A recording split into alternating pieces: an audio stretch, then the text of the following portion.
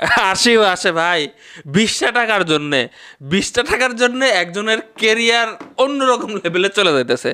সবাই তারে ছোট লোক বলতেছে, সবাই বলতেছে যে ভাই তোমার মন মানসিকতা খারাপ। 20 টাকার জন্যে 8 বছর পরে দেশে এসে শান্তি পায় না, আত্মীয় স্বজন থেকে শুরু করে যেখানেই যাচ্ছে তার এই কথা শোনা লাগতেছে। এবং সে বড় আরেকটা মিস্টেক করছে, মিথ্যা কথা বলে একটা জিনিস ঢাকার জন্য। জানে না যে বাংলাদেশের কন্টেন্ট ক্রিয়েটররা কতটা আপডেট। সে মিথ্যা কথা বললে সেটাও কিন্তু খুঁজে বের করে ফেলবে।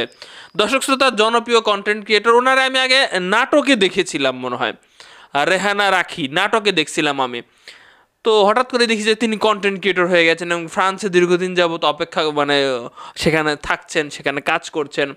হ্যাঁ, প্রবাসী হয়তো অনেক কষ্ট করে টাকা ইনকাম করছেন এবং আমাদের বাঙালিদের একটা কিন্তু ব্যাপার আছে যে আমরা মনে করি যারা বাহিরের দেশে থাকে তারা মানে অনেক বড় লোক বা অনেক কিছু। অবশ্যই তাদের প্রতি রেসপেক্ট আছে।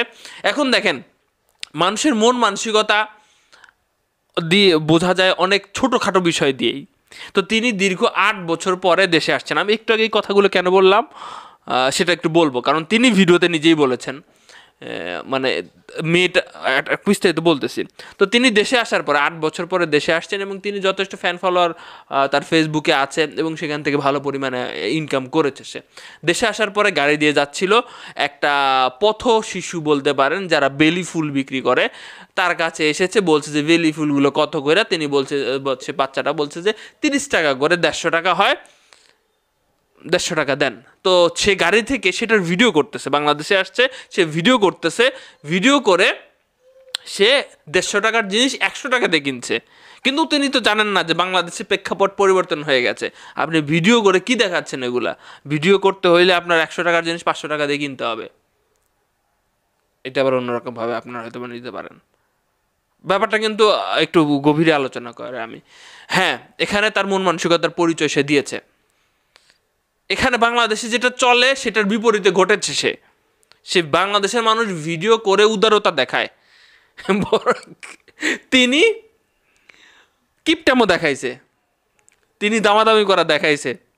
কাস্টমার হিসেবে আমরা দামাদামি করি, আমরা সবাই দামাদামি করি, ভিডিও করি না। হয়তো বা এরকম মানুষদের সাথেও দামাদামি করি যারা ফুল ব্যাচে দামাদামি করি, কিন্তু সেগুলো ভিডিও করে কিন্তু ভাইরাল হয় না। তিনি নিজের ক্ষতি নিজে করেছেন, নিজে রেকর্ড করেছেন, বা আপনি রেকর্ড কইরা যেটা একটা বাজে মেসেজ যায়, আপনি একজন ফুল বিক্রেতা মেয়েকে আপনি ঠকাচ্ছেন বা তাকে হ্যাপি করছেন না, মনে হচ্ছে যে তাকে ঠকাই আপনি নিয়ে নিচ্ছেন।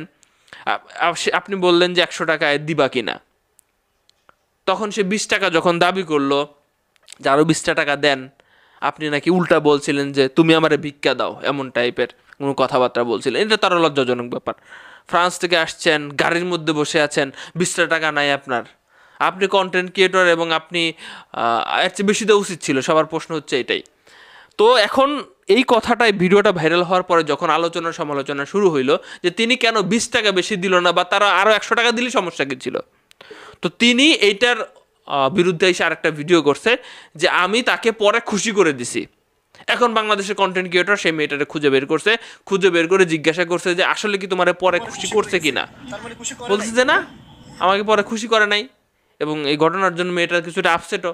পরে তারা 200-500 কিছুই দেয় নাই, পুরো মিথ্যা কথা। তো একটা কথা ঢাকার জন্য আর একটা মিথ্যা কথা তিনি বলে ফেললেন।